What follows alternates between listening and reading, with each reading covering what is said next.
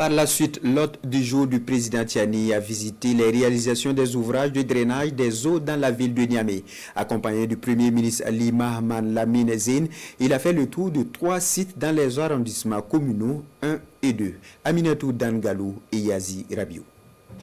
Constater de visu l'exécution et l'avancement des travaux sur les sites des travaux d'urgence dans la ville de Niamey, tel est le but de ce déplacement du Premier ministre, ministre de l'Économie et des Finances, Ali Mahaman Lamine Zeine, accompagné du vice-président de la Banque mondiale pour la région Afrique de l'Ouest et du centre Ousmane Diagana.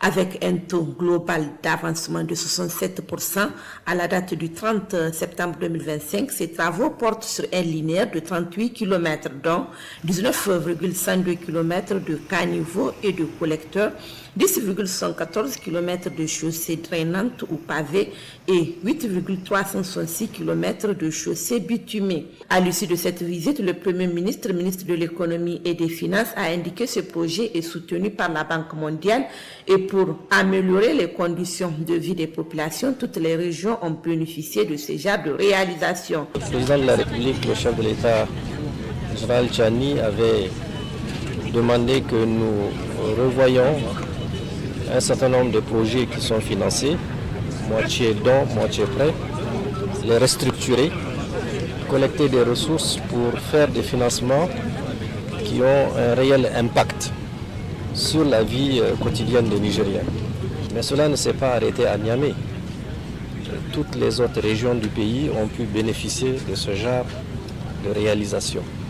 Ce qui fait que cette année, l'effet des inondations a été significativement maîtrisé et nous pensons, Inch'Allah, l'année prochaine, avec ce type d'initiative, nous aurons à éviter que ce qu'on a vu soit mis derrière nous. L'objectif est atteint selon le vice-président de la Banque mondiale pour la région Afrique de l'Ouest et du Centre qui a apprécié la qualité du travail. Au-delà de la création d'infrastructures résilientes, ce dont une ville comme Niger, Niamey en particulier, en a besoin, et d'autres villes bien entendu du Niger, un projet comme celui-là participe aussi au renforcement de la mobilité urbaine.